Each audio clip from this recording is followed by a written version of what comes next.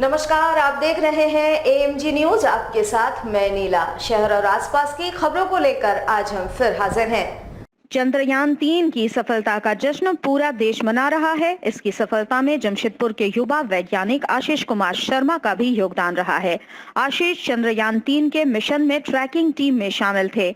चंद्रयान 3 के लॉन्चिंग से लेकर लैंडिंग तक आशीष ने नजर बनाई रखी थी। आशीष के इस योगदान से शहर समेत राज्य का नाम रोशन हुआ है। जमशेदपुर के परसोडी के शिव मंदिर लाइन से निकलकर इसरो तक का सफर आशीष के लिए काफी कठिन रहा है। आशीष के पिता कन्हैया शर्मा नुवोको कंपनी में कार्यरत हैं, जबकि मां प्रतिमा शर्मा एक गृहिणी है। आशीष 2 भाइयों में सबसे बड़ा है। छोटा भाई अमित कुमार शर्मा पढ़ाई कर रहा है।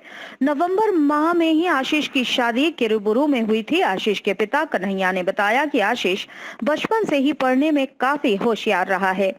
शुरुआत से ही उसका रुझान मशीनों में रहा है। आशीष की प्रारंभिक शिक्षा बर्मा माइंस के सिस्टर निवेदिता हाई स्कूल से पूरी हुई है और फिर पोखारी के नेताजी पब्लिक स्कूल से 12वीं तक की पढ़ाई उसने पूरी की, जिसके बाद एनआईटी जमशेदपुर से साल 2015 में बीटेक की डिग्री हासिल उसने की। पिता ने बताया कि शिक्षकों ने आशीष का काफी हौसला बढ़ाया है। उन्होंने बताया, एनआईटी जमशेदपुर से आशीष को एक सॉफ्टवेयर कंपनी में 5.25 लाख का पैकेज मिल रहा था, जिसे उसने ठुकरा दिया। आशीष शुरुआत से ही देश के लिए काम करना चाहता था। इसी बीच साल 2016 में इसरो में वैकेंसी निकली। 3 चरण में परीक्षा होने के बाद आखिरकार एक ही बारी में आशीष ने इसरो में योगदान दिया। चंद्रयान 2 के मिशन में भी आशीष शामिल था। कन्हैया कहते हैं कि इसरो के आगामी मिशन में भी आशीष अपना योगदान दे सकता है। देश का चंद्रयान 3 जो लॉन्चिंग ये है, उसका एक छोटा सा हिस्सा था और ये सफलता का जो श्रेय है भारत का वैज्ञानिक जो श्रेष्ठ वैज्ञानिक है उनके अंदर ये काम किया। हम बहुत गर्व उनके ऊपर महसूस कर रहे हैं कि भारत हमारा बहुत सक्सेस सफल चंद्रयान लॉन्च किया। कुमार शर्मा कहाँ तक पढ़ाई किया? उनका रामकृष्ण मिशन स्कूल बर्मा माइंस से हुआ है और +2 की पढ़ाई नेताजी सुभाष चंद्र पोखारी से हुआ है और एनआईटी जमशेदपुर से बीटेक कंप्यूटर साइंस में किए हैं। उसके उपरांत उनका अप्लाई किए थे, सिलेक्शन इसरो में हुआ। कब से इसरो में? इसरो में 2016 से है। हम लोग उम्मीद कर रहे हैं कि देश जो आने वाला समय में जो भी प्रोग्राम लॉन्च हो रहा है, जैसे आदित्य L1 है, गगनयान है, उसमें भी जो छोटा सा पार्टिसिपेशन इनका हो तो उस भी सफलता उनको 100% मिले पूरी टीम को। सरायकेला खरसावां जिले के कांड्रा थाना अंतर्गत अमलगम स्टील कंपनी का माल लेकर आए सैकड़ों भारी मालवाहक वाहनों को कंपनी में एंट्री नहीं मिलने के कारण वे लगभग 5 किलोमीटर के दायरे में सड़क के दोनों तरफ खड़े हैं। इससे चौका कांड्रा मार्ग में जाम की स्थिति बनी हुई है और आवागमन पूरी तरह से अस्त व्यस्त हो चुका है। सड़क के दोनों किनारे खड़े इन वाहनों के कारण सड़क पूरी तरह से संकीर्ण हो गई है और जिससे दुर्घटना की प्रबल आशंका बनी हुई है। बता दें, ऐसा नहीं है कि यह सिर्फ एक दिन की स्थिति है, बल्कि आए दिन इन भारी माल वाहक वाहनों के कारण चौका कांड्रा मार्ग में जाम की स्थिति बनी रहती है। स्थानीय लोगों का कहना है कि पूर्व में जब भी इन भारी वाहनों का सड़क पर जमावड़ा हुआ, तब इस मार्ग पर सड़क दुर्घटना का पुराना इतिहास रहा है। पहले से ही ये मार्ग दुर्घटना की स्थिति से डेंजर जोन बना हुआ था। इन वाहनों को सड़क से हटाने में न तो जिला प्रशासन कोई ठोस कदम उठा रही है, न ही स्थानीय पुलिस कुछ कर पा रही है। स्थानीय पुलिस ने कई बार कंपनी प्रबंधन से बात की, पर नतीजा जस का तस बना हुआ है। कंपनी प्रबंधन से स्थानीय पुलिस भी परेशान है। जाम की स्थिति के कारण राहगीरों और वाहन चालकों के बीच तू मैं हो रही है, लेकिन कानून व्यवस्था के इस बिगड़ते माहौल को सुधारने में प्रशासन की चुप्पी से स्थानीय लोगों में तीव्र आक्रोश व्याप्त है। लोगों का कहना है कि कंपनी अपने निजी हित में लोगों के जान के साथ खिलवाड़ कर रही है। पिछले दिनों इन भारी वाहनों के कारण लगे जाम में एक व्यक्ति पूरे परिवार सहित घायल हो गए थे, जिसके बाद आक्रोशित लोगों ने सड़क किनारे खड़े वाहनों में तोड़-फोड़ की थी और खूब हंगामा किया था, जिसके बाद कुछ दिनों तक ये नजारा देखने को नहीं मिल रहा था। लेकिन पिछले 2 दिनों से फिर से वही तस्वीर उभर कर सामने आ रही है। इस रोड में दिन प्रतिदिन यहाँ पर देखा जा रहा है कि गाड़ी हमेशा कंपनी वाला मतलब जितना उसका कैपेसिटी नहीं है उससे ज़्यादा गाड़ी मंगवा के पूरा रोड को प्रभावित कर दे रहा है। यहाँ पर आप लोग भी देख सकते हैं आदमी लोगों का आना जाना में कितना दिक्कत हो रहा है। प्लस क्या कर रहा है ना, रोड में अवैध पार्किंग करा दे रहा है। वो भी बीच रोड में किसी को अगर दूसरा साइड अपोजिट साइड से कोई गाड़ी आ रहा है तो उसको पार होने में काफ़ी कठिनाई हो रहा है, जिसके वजह से मेरा जीजा मुनीराम मुर्मू का एक्सीडेंट हुआ था पिछले 25 अप्रैल 2023 को। और उससे पहले भी इसी तरह से पूरा गाड़ी रोड में पार्किंग कराया गया था, जो कि प्रशासन स्थानीय प्रशासन भी हमेशा पेट्रोलिंग करता था, लेकिन गाड़ी को न क्लियर करता था और न ही कुछ करता था। जब दुर्घटना हो जाता है तो उस टाइम हम लोगों को बोला जाता है कि नहीं, इसमें आप लोगों को चिंता करने की कोई बात नहीं है, कंपनी जीएम से बातचीत हो गया है, आप लोगों को एक तो नौकरी दिया जाएगा प्लस मुआवजा दिया जाएगा। लेकिन अभी तक 4 महीना आज पार हो गया, लेकिन अभी तक 1 रुपया न मुआवजा दिया गया और न ही नौकरी दिया गया है। लेकिन हमको लग रहा है कि आजकल जो आधुनिक का रेट लगा हुआ है और वो भी इस तरह का रोड में पूरा पार्किंग करा दिया है। और हमको लग रहा है कि ना जाने और किसी का दुर्घटना ना हो जाए, इसलिए प्रशासन को कल से हम लोग फोन कर रहे हैं, सूचना दे रहे हैं। लेकिन आज भी पूरा रोड में गाड़ी जाम किया हुआ है।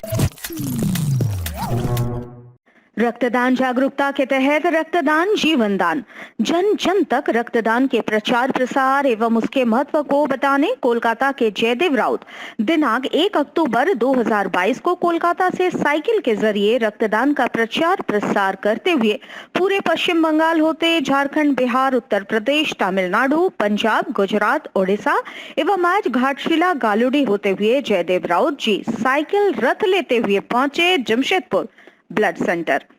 गालुडी पहुंचते ही वॉलंटियरी ब्लड डोनर्स एसोसिएशन के प्रदीप घोषाल जी, नरेश कुमार, सुब्रतो दास एवं आशीष राय जी ने उनका अभिवादन करते हुए जमशेदपुर के धरती में उनका स्वागत किया। जमशेदपुर ब्लड सेंटर पहुंचते ही रक्तवीर योद्धा जयदेव राउत जी का Jamshedpur blood centre voluntary blood donors association, भारतीय रेड क्रॉस सोसाइटी, प्रतीक संघ ने उनका भव्य स्वागत किया।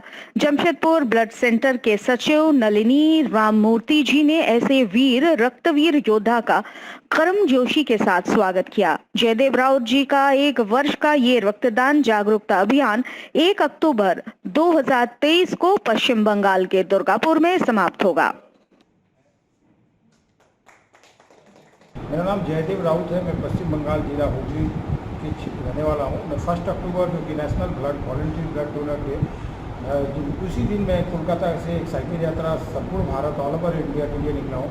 तो इस साइकिल यात्रा का उद्देश्य अमृत महोत्सव काल में जिस तरह प्रधानमंत्री बोले हर घर तिरंगा, उस तरह हम लोग नारा दिए हर घर रक्तदाता, घर घर रक्तदाता। मतलब भारत के हर घर से एक रक्तदाता होना चाहिए।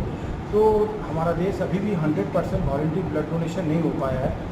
तो जो विश्व स्वास्थ्य संस्था जो WHO है, वर्ल्ड हेल्थ ऑर्गेनाइजेशन बोल रहा है भारत को 100% वॉलंटियर ब्लड डोनेशन होगा।